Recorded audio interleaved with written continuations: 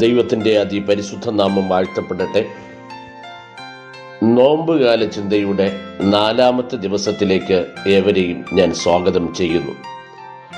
നോമ്പ് സ്വയം ത്യജിക്കലാണ്.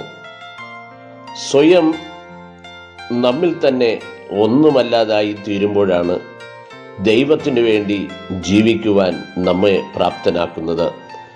വിശുദ്ധ മർക്കോസ് എഴുതിയ സുവിശേഷം 8-ാം അധ്യായം 34-ാം വാക്യത്തിൽ, പിന്നെ അവൻ പുരുഷാരത്തെയും തൻ്റെ ശിഷ്യന്മാരെയും അരികെ വിളിച്ച് അവരോട് പറഞ്ഞത്, ഒരുവൻ എന്നെ അനുഗമിപ്പാൻ ഇച്ഛിച്ചാൽ അവൻ തന്നെത്താൻ ത്യജിച്ച് തൻ്റെ ക്രൂശ് എടുത്തുകൊണ്ട് എന്നെ അനുഗമിക്കട്ടെ. തന്നെത്താൻ ത്യജിച്ചാൽ മാത്രമേ ക്രിസ്തുവിൻ്റെ ക്രൂശ് എടുക്കുവാൻ നമുക്ക് സാധ്യമാകുകയുള്ളൂ.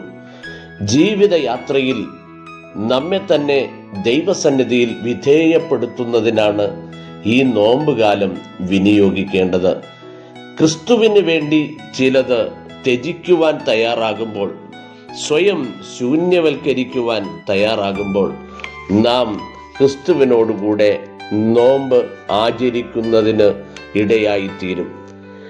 നാം ക്രിസ്തുവിന് വേണ്ടി സ്വയം ത്യജിക്കുക എന്ന് പറയുമ്പോൾ, ഞാൻ എന്ന അഹന്തയിൽ നിന്നും, നമ്മിലുള്ള ചിന്തകളിൽ നിന്നും, സ്വാർത്ഥതയിൽ നിന്നും വ്യതിചലിച്ച്, കഴിഞ്ഞ ദിവസം ചിന്തിച്ചതുപോലെ ജീവിതയാത്രയിൽ പലപ്പോഴും നാം നമ്മിൽ തന്നെ അഹങ്കാരവും സ്വാർത്ഥതയും കൊടികുത്തി വാഴുന്ന കാലഘട്ടത്തിൽ അവിടെ നിന്നും ഞാൻ ഒന്നുമല്ല എന്ന് സ്വയം സമ്മതിച്ചു കൊടുക്കുന്ന ഒരനുഭവത്തിലേക്ക് മാറ്റപ്പെടുകയാണ്.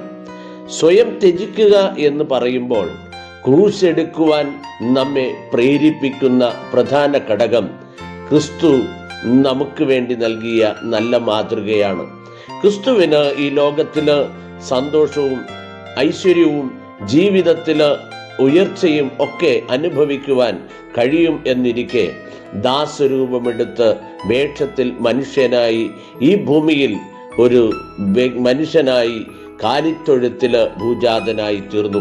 ക്രിസ്തു ഈ ഭൂമിയിൽ ഭൂജാതനായി തീർന്നത് സ്വയം ത്യജിച്ചതിലൂടെയാണ്, സ്വയം സമർപ്പിക്കപ്പെട്ടതിലൂടെയാണ്. യോഹന്നാൻ എഴുതിയ വിശുദ്ധ സുവിശേഷം 12-ാം അധ്യായം 24-ാം വാക്യത്തിൽ, ഗോതമ്പ് മണി നിലത്ത് വീണ് ചാകുന്നില്ലെങ്കിൽ വെറുതെ ഇരിക്കും. ഗോതമ്പ് മണി നിലത്ത് വീണ് ചാകുന്നില്ലെങ്കിൽ അത് വെറുതെ ഇരിക്കും. ഗോതമ്പ് മണിയാകുന്ന ക്രിസ്തു ഈ ഭൂമിയിലേക്ക് നിലത്ത് വീണ് ചാകുവാനും മറ്റൊന്നിന് ജീവൻ കൊടുക്കുവാനും മറ്റൊരു മുള പുറപ്പെടുവിക്കുവാനും അത്രേ ഈ ലോകത്തിലേക്ക് ക്രിസ്തു കടന്നു വന്നത്. കതിരിൽ നിന്നും ഗോതമ്പ് മണി താഴെ വീഴുമ്പോൾ, കളപ്പുരയിൽ നിന്നും പുറത്തു കൊണ്ടുവരുമ്പോൾ ചിലത് വീണ് എന്ന് വന്നേക്കാം. വീണുപോയ ആ വിത്തുകൾ വീഴാനുള്ളത് എന്ന് മനസ്സിലാക്കുമ്പോൾ, അതിൽ നിന്നും പുറത്തു വരുന്നത്, വിത്തിനെ മണ്ണിലിടുന്നത്, കുതിർത്ത് അതേ മുള പുറപ്പെടുവിച്ച് അത് 30, 60, 100 മേനിയായി വിളയുന്നതിന് വേണ്ടിയാണ്.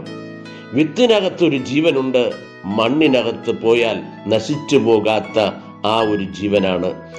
ഒരു മഴയും അതിനെ തടസ്സമാകുന്നില്ല, അതിൻ്റെ വളർച്ചയ്ക്ക് അത് പ്രചോദനമായി മാറുകയാണ്. കതിർമണിയായി അത് എഴുന്നേൽക്കുന്നതിന് ഇടയായിത്തീരും. അഴുകി ദ്രവിച്ചു പോയ ചെളിയിൽ കിടന്ന് ജീർണിച്ചിടത്ത് നിന്നാണ് ദൈവം അവയെ ഉയർത്തിക്കൊണ്ടുവരുന്നത്. പ്രിയമുള്ള സഹോദരങ്ങളെ, നാം സ്വയം ത്യജിച്ച് നാം ഗോതമ്പ് മണിയിലെ പോലെ നാം നിലത്ത് വീണ് ചാകുവാൻ തയ്യാറാകുമ്പോൾ അവിടെ നിന്നും ഒരു പുതിയ മുള പുറപ്പെടുവാൻ ഇടയായിത്തീരും. നാം ഇരിക്കുന്ന ഇരിപ്പിൽ തന്നെ ആയിരിക്കുന്നുവെങ്കിൽ, ആയിരിക്കുന്ന ചിന്താഗതിയിലും ആയിരിക്കുന്ന സാധ്യതയിലും ഒക്കെ ജീവിതയാത്ര മുന്നോട്ട് നയിക്കുവാൻ താല്പര്യപ്പെടുന്നുവെങ്കിൽ, നാം മനസ്സിലാക്കേണ്ടുന്നൊരു വസ്തുതയുണ്ട്. ഞാനോ കുറയണം, ഞാനോ ഒന്നുമല്ലാതാകണം, എന്നിൽ വളരേണ്ടത് ക്രിസ്തുവാണ്. ഞാൻ താഴുവാനും വിനയപ്പെടുവാനും സ്വയം ഇല്ലാതായി തീരുവാനും ഒക്കെ ഇടയായി തീരണം. ഒരു യാന്ത്രിക ജീവിതം നയിക്കുന്ന ഈ കാലഘട്ടത്തിൽ നമ്മുടെ ജീവിതത്തിൽ ചിലത് ത്യജിച്ചു കളയുന്ന കാലഘട്ടമാകണം ഈ നോമ്പ് കാലഘട്ടം.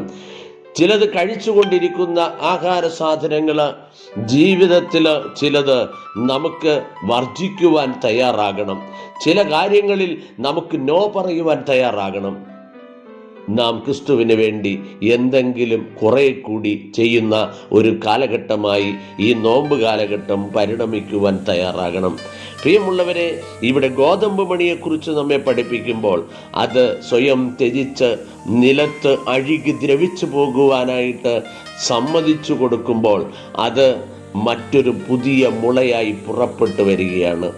നാം നമ്മിൽ തന്നെ ഒന്നുമല്ലാതായി ദൈവസന്നിധിയിൽ ഒരു വ്രതം അനുഷ്ഠിക്കുമ്പോൾ കോഴി 21 ദിവസം തൻ്റെ അടയിരിക്കുന്ന ആ കുഞ്ഞുങ്ങളുടെ ആ മുട്ടയിൽ നിന്ന് പുറത്തു വരുന്ന ആ കുഞ്ഞുങ്ങൾക്ക് വേണ്ടി സ്വയം സമർപ്പിക്കപ്പെട്ട് വിധേയപ്പെട്ട് കാത്തിരുന്നപ്പോൾ അതിൽ നിന്നൊരു പുതിയ നാമ്പ് പുറത്തു വന്നതുപോലെ കഴുകൻ തൻ്റെ ജീവിതത്തിന് ശക്തി പ്രാപിക്കേണ്ടതിനും പുതിയ തൂവലുകൾ പുറത്തു വരേണ്ടതിനുമായി ചില ദിവസങ്ങൾ കാത്തിരിക്കുന്നത് പോലെ ചില കാത്തിരിപ്പുകളും സ്വയം സമർപ്പിക്കലും ഒക്കെ നമ്മുടെ ജീവിതത്തിന് അനിവാര്യമാണ്. ഒരുവൻ എൻ്റെ പിന്നാലെ വരുവാനായിട്ട് ഇച്ഛിക്കുന്നുവെങ്കിൽ തന്നെത്താൻ ത്യജിക്കണം, ചിലത് വർജിക്കണം, ചിലത് ഉപേക്ഷിക്കാൻ തയ്യാറാകണം. ഈ ലോകത്തിൻ്റെ മദ്യത്തിനും മയക്കുമരുന്നിനും ഈ ലോകത്തിൻ്റെ തിന്മ പ്രവൃത്തികൾക്കും ദോഷപ്രവർത്തനങ്ങൾക്കും അടിമപ്പെട്ട് ജീവിക്കുന്ന ജീവിത സാഹചര്യങ്ങളിൽ ചിലതിനോട് നോ പറയുമ്പോൾ മാത്രമേ, ചിലതിനെ മാറ്റിവെക്കുവാൻ കഴിയുമ്പോൾ മാത്രമേ നമുക്ക് ക്രിസ്തുവിനോടുകൂടെ ചേരുവാനായി സാധിക്കുകയുള്ളൂ. ഈ നോമ്പ് കാലഘട്ടം ക്രിസ്തുവിനോടുകൂടെ ചേരുന്ന ഒരു കാലഘട്ടമാക്കി നമുക്ക് വേർതിരിക്കാം. പ്രിയ സഹോദരങ്ങളെ, സ്വയം ത്യജിക്കുക, സ്വയം ഇല്ലാതാകുക എന്ന് പറയുമ്പോൾ നമ്മിലുള്ള ഞാനെന്ന അഹങ്കാരങ്ങൾ മാറ്റിവെച്ചിട്ട് നമ്മിലുള്ള ഏതൊരു സ്വാർത്ഥ താല്പര്യങ്ങളും മാറ്റിവെച്ചിട്ട് കർത്താവിന് വേണ്ടി ജീവിക്കുവാൻ, സ്വയം സമർപ്പിക്കപ്പെടുവാൻ തയ്യാറാകുന്ന ഒരു സാഹചര്യത്തിലേക്ക് നമുക്ക് എത്തിച്ചേരുവാനായിട്ട് സാധിക്കും. പ്രിയമുള്ളവരെ, ഈ കാലഘട്ടം ദുഷ്കാലം എന്ന് മനസ്സിലാക്കി ക്രിസ്തുവിന് വേണ്ടി ജീവിക്കുവാൻ നമുക്ക് പണിപ്പെടാം. ക്രിസ്തുവിന് വേണ്ടി പ്രയത്നിക്കുവാനും ക്രിസ്തുവിന് വേണ്ടി ജീവിതം സമർപ്പിച്ച് മുന്നോട്ട് യാത്ര ചെയ്യുവാനും ഈ ജീവിതയാത്ര നമുക്ക് ശ്രമിക്കാം. അങ്ങനെ ഒരു ക്രിസ്തീയ ജീവിതം നയിച്ച് നമ്മുടെ ജീവിതത്തിൽ കർത്താവിന് വേണ്ടി ജീവിച്ച് ജീവിതം പൂർത്തീകരിച്ച് സന്തോഷകരമായ ഒരു ജീവിതയാത്ര നയിക്കപ്പെടുവാൻ ഈ നോമ്പ് കാലഘട്ടത്തിൽ ദൈവം നമുക്ക് എല്ലാ നന്മകളും അനുഗ്രഹങ്ങളും നൽകട്ടെ. ജീവിതത്തിൽ ഈ നോമ്പ് കാലം ക്രിസ്തുവിലായിത്തീരുന്ന ഒരു പുതിയ സൃഷ്ടിയായിത്തീരുന്ന ഒരു കാലഘട്ടമാക്കി മാറ്റാം. രട്ടുടുത്ത് ചാരത്തിരുന്ന് ചാക്കുടുത്ത് ദൈവസന്നിധിയിൽ കാത്തിരുന്ന് സ്വയം സമർപ്പിച്ച് നിലത്തിരുന്ന് കരയുന്ന ആ ഭക്തന്മാരെ പോലെ നമുക്കും ദൈവസന്നിധിയിൽ അസ്വസ്ഥതയുള്ള അനുഭവത്തിലേക്ക് മാറ്റപ്പെടാം. നമ്മിലെ പാപ സ്വഭാവങ്ങൾ നിമിത്തം, നമ്മുടെ തിന്മ പ്രവൃത്തികൾ നിമിത്തം നമ്മുടെ മനസ്സുകളെ ഒന്ന് അസ്വസ്ഥതപ്പെടുത്തുന്ന, അരോചകപ്പെടുത്തുന്ന ചില ജീവിതാനുഭവങ്ങളെ ദൈവസന്നിധിയിൽ കരഞ്ഞ് നിലവിളിച്ച് അനുദപിക്കുന്ന ഒരു കാലഘട്ടമാക്കി നമുക്ക് വേർതിരിക്കാം. ദൈവം അതിനായിട്ട് ഇടവരുത്തട്ടെ എന്ന് പ്രാർത്ഥിച്ചുകൊണ്ട് നോമ്പ് സ്വയം ത്യജിക്കലാണ് എന്ന ഓർമ്മപ്പെടുത്തലോടെ എൻ്റെ വാക്കുകൾക്ക് വിരാമം കുറിക്കുന്നു. സർവശക്തനായ ദൈവം നമുക്ക് കൃപ നൽകുമാറാകട്ടെ. ആമേൻ, ആമേൻ.